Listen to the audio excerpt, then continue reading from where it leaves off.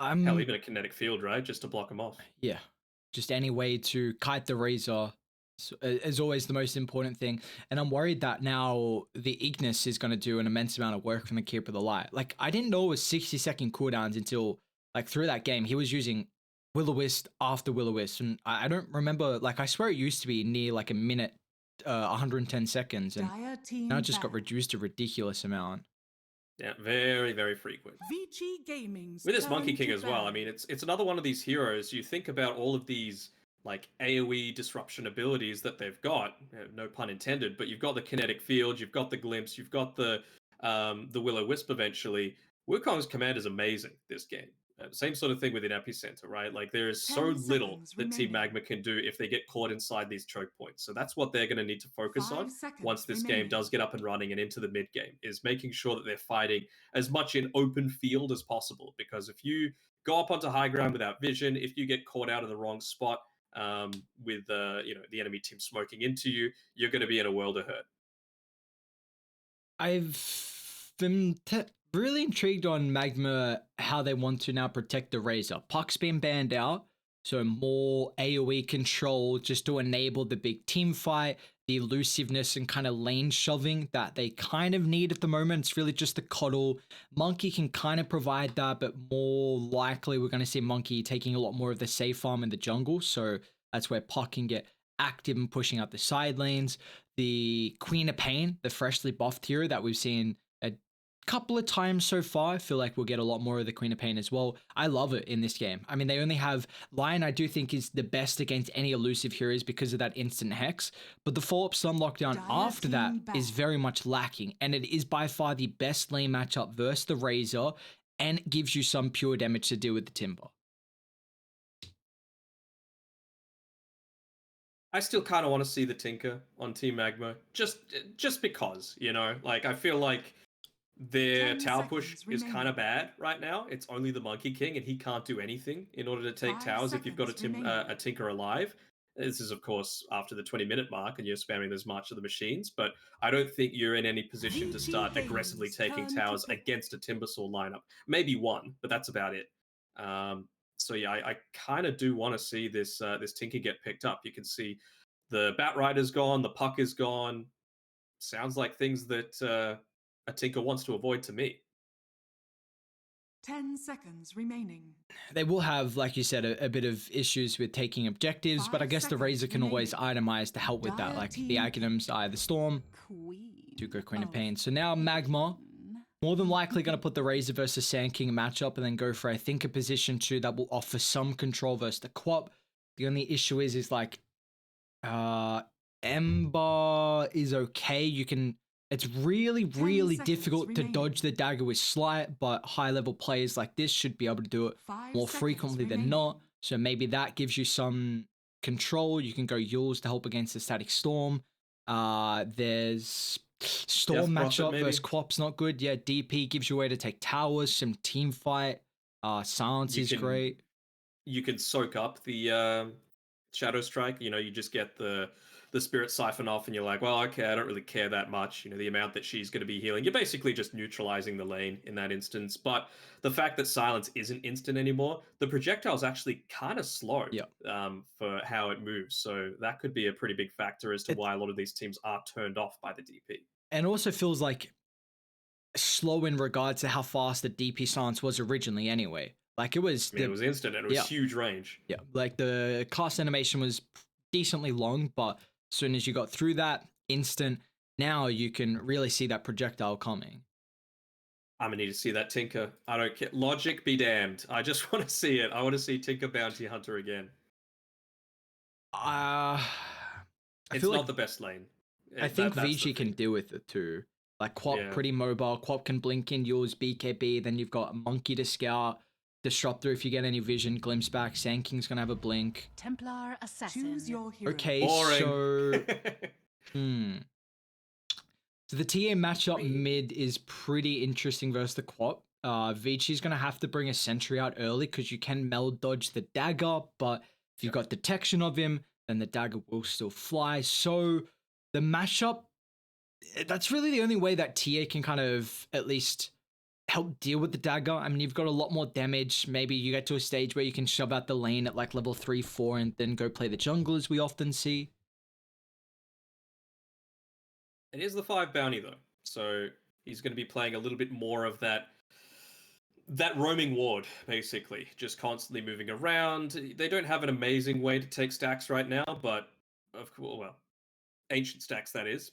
You're definitely going to be scouting out for the Sand King as well as the Monkey. Could even be a game like Monkey against the Timbersaw, of course. The Jingu's nice, but it's a pretty decent tree dance game as well, right? It's going to allow them to take to get a lot of damage in onto the Timbersaw, give them a little bit more maneuverability, get in onto those backlines and snipe out the Lion. We'll see how Poyoyo opts to go, though. We have seen a lot of China go they're pretty much one of the few regions that still have a crazy amount of emphasis on Battle Fury. Like, it seems like a lot of other regions of shying away from Battle Fury, but I think we saw it yesterday. I'm trying to remember who played the Monkey King and went for the Battle Fury yesterday. Was it Poyoyo? It might have been, in fact. Might have been. I don't think it's great this game, Monet. though.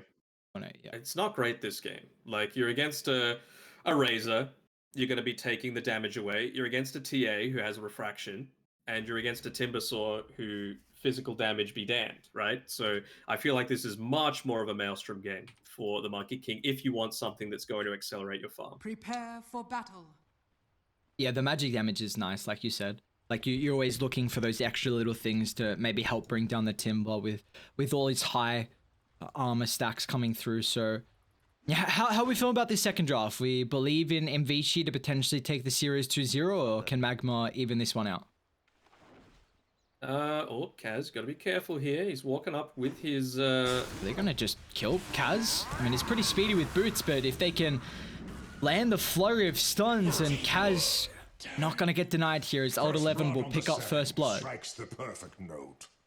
See, I'm gonna go Vici. I think they're feeling pretty strong. Again, communication's my big thing, right? All I want to do, because Dota's a team game. Whenever I'm playing a pub, I'm always just like, look, let's just play together, guys. I don't want to play some like 1v5 Dota. I don't play single player games because of that. I love the interactive aspect of it. And so little things like Kaz not having the observer ward at the very start, he had to walk back into the TA so that he could give it to him to take advantage of his higher movement speed before, potentially going for that scout and placing it down. That 2 seconds could have been the difference from giving up that first blood to the Sand King and not. Yeah, it's all those little things in Dota. I mean, the snowball effect, the game of millimeters. Did they just see Kaz placed up? I think they did. Maybe. We'll see. They've already placed one sentry there. And this is also the sentry that I was speaking about in the draft. So TA is already gone Sideblades anyway. So we'll see how Ori, if he can dominate this early lane. You never. That's the night start here for the Templar Assassin. Just having a good time at the moment. We'll take a look at some of the other lanes. I mean, the Bounty Hunter Razor should be a very aggressive lane here. Maybe the early first blood picked up from Sand King might enable them to kind of snowball it back in their favor, potentially. Old 11, though. Took up a lot of tower hits. Kaz is coming. You're going to get the movement speed slow. Oh, nice stun, though, coming from Old 11. They had no vision of him there. They still got another plasma field. One more right click after the slow, and Old 11 stuck around to try and get a right click into the creep wave, and well, in fact, that's going to cost him his life. Greedy boy.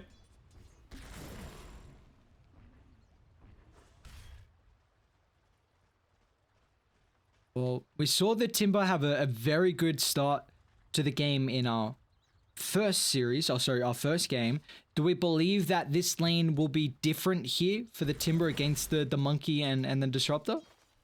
It is going to be a lot harder. Man, TA is low in that mid lane, but running low on mana. It's not like a Pangolier, right? You've got lots of fewer instances of big damage on a Monkey King, as opposed to lots of little instances. So, the Timbersaw actually needs to be somewhat careful in this lane. Yeah, we'll see. I mean, the Monkey King being able to get a lot of farm for Poyoyo could enable him to have quite the aggressive early game, or just lead him to a incredible timing on the Battle Furies. I mean, you still see this lane's not getting any easier here for the Templar Assassin Ori, with already 2 points up, and the dagger is doing an immense amount of damage. Coddle will fall top, so a secondary kill here for MagMa in their safe lane. Another one of the big reasons why I'm such an advocate for the Bounty Hunter is a change that a lot of people seem to have missed. Oh, as we get another caustic proc here onto Dust, they're gonna walk. He doesn't have anything in the Sandstorm yet. This is probably a dead old 11. His boots was in his backpack as well. So old 11, a little bit unfortunate there, as the courier delivered his item. He didn't free up a slot, which maybe could have gotten back to safety. Who knows? But another kill going the way. This is a really difficult lane, and down bot, TZY is going to fall as well. Looks like Mian, he put a lot of emphasis on stacking up the Ancients where they had the Medusa, and doing the same thing this game for the Templar Assassin, and cost him his life. As well, back up the top we go. Kaz in trouble here. The Illuminate finds a connection. He's going to pop the stick into the Denier potentially, but unfortunately the Caustic Finale will pop. So before I was so rudely interrupted by another gank attempt there, one of the things that I really like about the Bounty Hunter now is the Janada. Now it can be toggled to disable autocast, so orb walking is now a thing on Bounty Hunter, which means for the laning stage, you are able to just use the orb walking to harass people without actually drawing creep aggro, so you can get a lot more aggressive with it. Same sort of thing with the Weaver, with the Geminate attack. So I'm thinking that we might see some of these heroes pop up a little bit more often. Yeah, there's been some experimentation with the Bounty Hunter. Yeah, it's... Oh, mid lane. Is TA in trouble here? They got 2 points in the dagger. Scream. Enough damage there. Beautifully done. Vici Gaming. I mean, their supports have always been kind of a staple point for Vici. Like, they're always super strong, know exactly where they need to be on the map, and a big kill to pick up against the TA, really impacting her early lane. Yeah, for sure. Not even opting to use the bottle sips in between the dagger ticks. So a little bit surprising there that he missed out on, you know, maybe that little bit of extra HP. It can make the difference when you're standing underneath a tower. And another death on this top side. It's just the strength of this Bounty Hunter, right? You can walk past a creep wave and not aggro it onto you. Yeah, this is getting a little bit rough here for Old 11 Sand King. He does have a lot of stacks to fall back on, but are they going to give him the stacks is the question. Yeah. I think you might have to. You know, this has been a very rough laning stage. We'll see. I mean, look at TA's net worth as well. It is below Sand King, so it could have been worse. Very much so. At least for the TA, was PYW? Might actually end up falling. And out of mana on the Razor. Early level in the solo bind as well. We didn't see this until, I think, like level 8 last game from PYW. You need it against the Razor, though. They don't have sentry control at the moment, so Kaz is being such a nuisance, and they can always scout out Old 11. But like you were saying, at least this mid lane is going incredibly well, and they're going to look to continue to snowball. I like DY's positioning. Like, the Templar Assassin is forced to come back to the lane because of a catapult timing. They drop the Sonic Wave, and the dagger will tick through the refraction. That is just beautiful awareness. You know, with this catapult, it's forcing the Templar Assassin to come back into the lane to prevent the siege, but DY there to help with the Queen of Pain to get a big kill. Absolutely. A little surprised that they didn't make any kind of TP rotations. I know it wouldn't have saved the TA, but I think it's just that difference, right, of the preemptive movements as Kaz drops again with another good movement coming through from the Vici Gaming supports with the glimpse blocking off the TP. And this is being heavily enabled because they have a lane that is so good against the Timber. I mean, Monkey King, Dust is in he trouble. can solo top lane. Dust. One more right click. Uh-oh. Ori 4-0-1 on the Queen of Pain, getting active with the double damage rune to really help Old 11 that was starting to get out of control.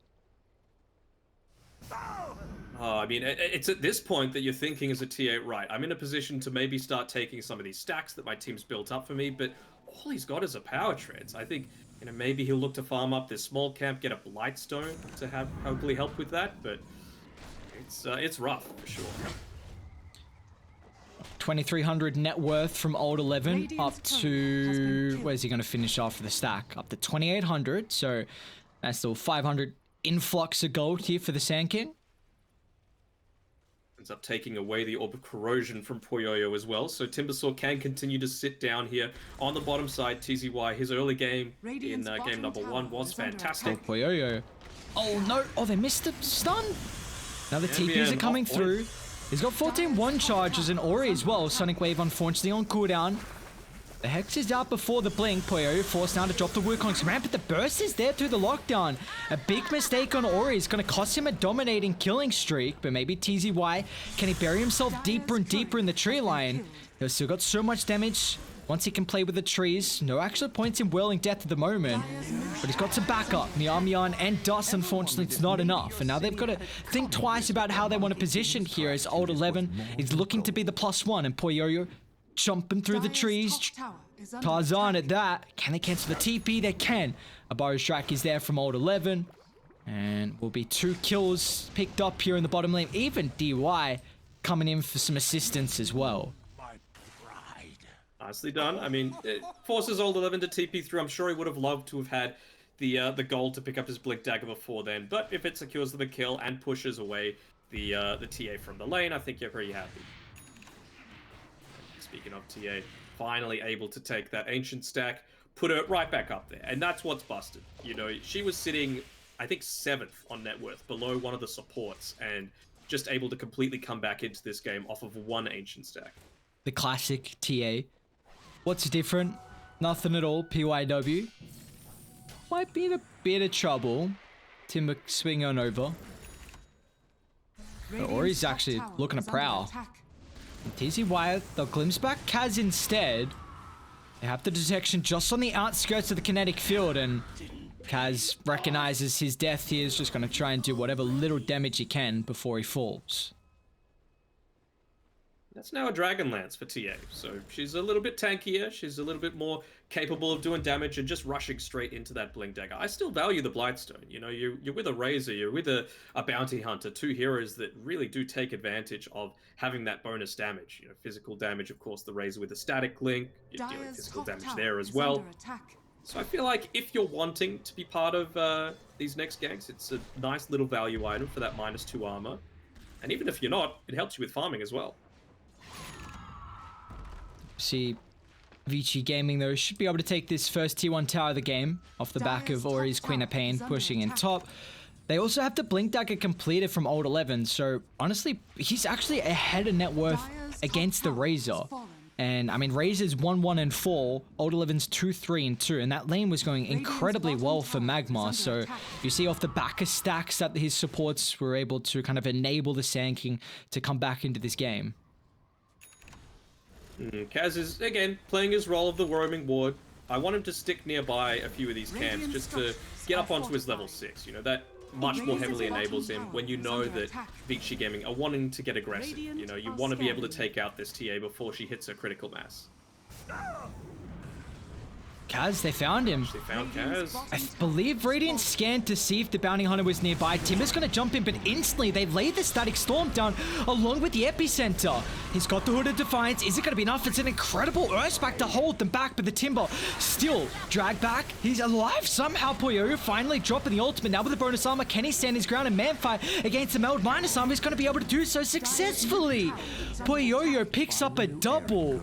Man, Timber somehow was able to survive for a long time throughout that fight. It was almost enough for them to turn it back around, but unfortunately still losing out on 4. Structures are fortified. I think the difference there was the Keeper of the Light going a level in the Solar Bind a little earlier, waiting until I think level 8 last time it was, but just wanting to put that one value point in for a little bit of extra burst damage. You've got a Queen of Pain, you've got a Radiant's Sandstorm, bottom you've got tower is the under Static attack. Storm as well, so plenty of ways to try and burst through him that even the Hood of Defiance is not going to be enough. And it was a little bit of a misplay from Dust there. You know, he TP'd to that lane, went away from farming, but didn't get a static link off onto anyone. So they were just able to get away. I think maybe if they clean up the Monkey King, it's not great, but you're kind of a lot happier with how that trade goes. And now Radiant with this another pickoff actually on Kaz. PYW is the one to find it, and again back into this triple null. That spell amp feels really nice to help kind of shove out these lanes, and this is also pre-Orchid with all the kills they've been finding, and quite honestly, like, when you've got a bounty hunter on your team, I mean, they just picked up level 6, so TZY, drag back, he pops the hood. Is he able to tank up through all the stun lock with Poyoyo showing up? Not even required with the Monkey King. Did you just see? A completely different game, and it's really impacted off the back of, you know, it was a decent laning stage for the Timbot, but it wasn't free like it was in our game 1, and now they can link this into a secondary kill. Both teams have lineups that want to get kill after kill after kill. The glimpse enables it for Vici, and the track is what enables it for MagMa, but currently Vici are the ones coming out on top in that regard. And they're not even, I mean, you said it, right? They want to go for kills, not even going into the Maelstrom to assist with his farming patterns here on Poyoyo. He's just going crit after picking up this Echo Saber and the Orb of Corrosion on the Monkey King. So they're just wanting to go in. He's going to use the Tree Dance for a bit more of his farming potential. Yeah, but so he's got to max out 350. I guess it's pretty nice. It's maxed it first, actually. Yeah, it's got a 13-second cooldown, so it's definitely not the greatest farming utensil like some other heroes, but you know, you got to make do with what you got in the toolkit. You know, if you got a stack as well, Cuddle can maybe refresh that with a Chakra as well. But yeah, how we still got the Cuddle. What are we feeling like MagMa can do to turn this back around? Are they okay because the TA is still getting a lot of farm? Well, DY, oh, what a burrow strike! Oh, no. Sets up for the double static storm. It's just picture perfect. They'll rip through the Templar Assassin Wink Edition. They'll turn with a double boundless strike as well. Fighting the choke point with no escape from the Wukong's command. A triple from Ori. They want to make it a team wipe as well as TZY hunted down to the southern side. Vici Gaming. No breathing room for this Timber. He can try and escape, but it will not be successful. Full team wipe, man. DY is so good, man. He's constantly he's doing everything that you could possibly want for a support. Just not hesitating. He knows his team's there to back him up. Instant use of the static storm, catching multiple targets, moving around the map, using his kinetic field to, you know, get much more of these common ward spots, and then he's perfectly complemented by PYW playing that position 4 role, which is still very support-oriented in that he's using his Illuminate to get multiple stacks that he might not normally. Oh, Old 11 and PYW have to be a bit cautious. They want to get use out of this Blink Dagger here on the TA, especially now that you've got some big ultimates on cooldown for Vici Gaming's side, but they need to do it under the cover of a smoke. I don't think you could just walk willy-nilly into Vici Gaming's side of the map. They've no... Old 11's got to be careful when he right-clicks for Kaz to track, but he's okay, he'll get away. So, MagMa do have this capability of getting, you know, maybe a pick-off or maybe 2, even in fact, around the top area of the map to then lead that into Roshan. And maybe that could be the way for them to enable a snowballing effect where they get track kill after track kill and kind of, you know, cut this 6,000 deficit in half. It'll be rough. I mean, just waiting for the Mithril Hammer even on the TA, which I'm not a big fan. You know, I feel like you just need to go the Blightstone if things are going to be happening now, and you know they've waited long enough. They didn't smoke. They didn't take advantage of this bounty hunter and its ability to ramp up the gold if you're able to get a few kills. But they've waited, and so now Epicenter's back. The only thing that they're really waiting for is the Spirit Fall, but they don't care. Yep, jump in, Static Storm. They don't care. They can use it on 2, use it on 3, or just a solo pick off on the Razor. They're happy with that. Dire's bottom tower He's close to BKB at least. I think that's probably what MagMa are going to go for. You know, they'll think, all right, well, when we've got BKB on the Razor, when we've got... and they're not going to have Desolator, though. It's such a long time that they've got to wait for TA to pick it up.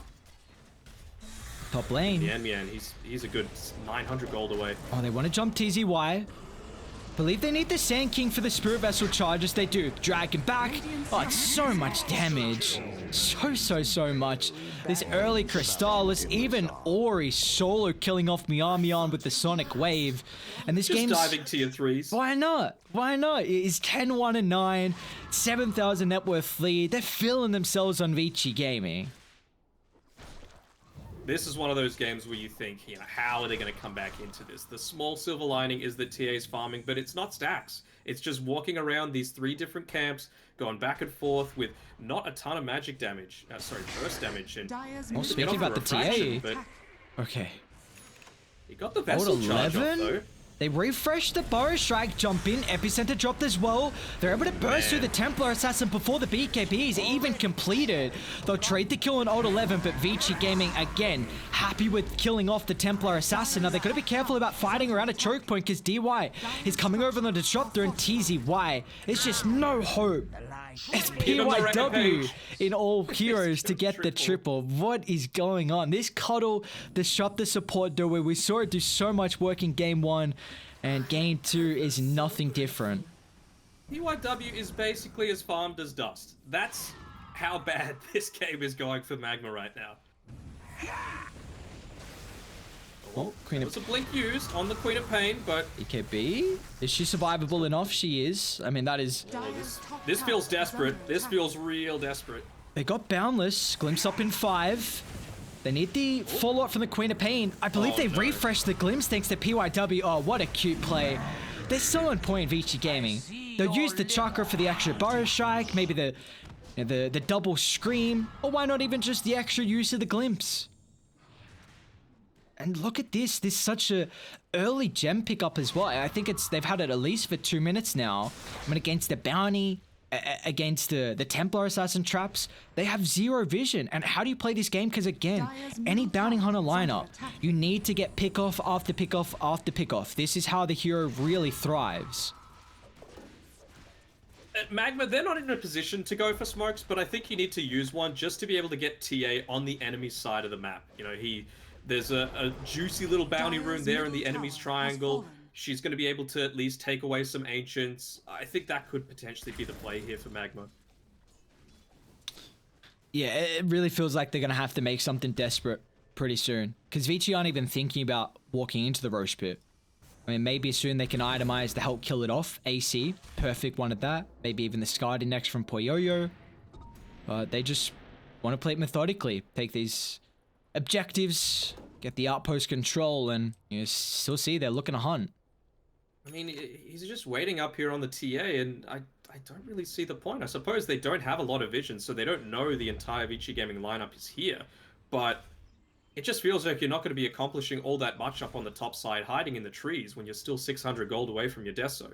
They're going to go for a counter smoke, though, with the freshly picked up Blink Dagger on the Lion. What they need to do, he needs to get it on the backlines and get rid of DY's Disruptor. That is the key difference maker in this team fight before PYW picks up the Aghanim Scepter. Once it gets to that point, honestly, I don't think it matters which hero you go on, because you're going to lose regardless. You're going to get locked down somehow. We saw it was the X factor for Vici Gaming, their target prioritization in Game 1, killing off the supports. You know, maybe with this blink on Lion and TA, they can just assassinate PYW, maybe assassinate DY as well. Oh, they made it. They made it to the enemy triangle camp. I didn't kind of want the whole team to be there, though. Someone still needs to push out these lanes. And, well, Bounty Hunter sucks at doing it. Lion can't do it with one ability. That's another one of the advantages of the Coral, right? You can just put him with his great movement speed into one of the lanes. A single Illuminate easily takes out an entire creep wave. And honestly, the Disruptor as well. He's not the worst at all. If he goes for that 10 talent, you're up to 150 strike damage a tick. And you've got this Ag Shard too. So it's definitely something that we see that both supports on Vici have this capability to push out the lanes, and it's kind of enabling their net worth. Now, what is TA doing here? Just hiding in the trees a little bit. Has enough gold to pick up the Desolator, but still not doing it. They don't have Timber for the fight. DY Smoke Pop's going to walk up, instantly drop the Kinetic Field along with the Static Storm. Might be 2 hit down. He's got his abilities off, but they jump instantly on top of the Templar Assassin. The reveal of the Ignis and all the ultimates committed to kill off the TA with ease. Dust in the river without the BKB, and they have had enough. 22 minutes in, Team MagMa will call it quits. And the celebratory Wukongs drop down. I mean, Victory. Vici supports playing out of this world for mine. Like, imagine you were a core on that lineup, how easy your game would be if the enemy team just has no team fight, no vision, amazing laning stage threats as well. It's just like, what can you do against that? That's a great question. I mean, we just see that the difference from game 1 and game 2 as well, in particular with the Timber. Like he was first phase picked in game 1. They didn't identify a way to deal with him. So he had a very free 20 minutes and how much he was able to get across the map. And it was getting to a stage where we were like, hang on, they might not be able to kill the Timber. Now the second game, you just see one difference. They go for a hero that can solely lane against him. It enables Disruptor and Coddle to get active across the map. Like, more importantly, Disruptor could leave bot, get really active in this favorable lane matchup for Ori, which, you know, killed TA a couple times in the lane, forced her back in the jungle. Yes, she was able to get a lot of farm there still, like we often see on the TA, but Ori got such a good timing on his itemization and early tier 1 tower mid, and they didn't stop there from Vici Gaming. And on paper, you'd probably say Vici Gaming favored, but still, it's another thing you've got to execute. And boy, oh boy, they incredibly did so in this first series of the night. But of course, you know, it's a double header for our Sunday night evening action. And next up, we've got quite the thriller. Invictus Gaming up against Team Elephant, 2 TI representatives. Might be a bit longer of a break considering this first series did end a little bit faster, but nonetheless, we'll still have a stellar series up next for you guys for the I-League Season 2. Don't go anywhere. Invictus Gaming taking on Elephant.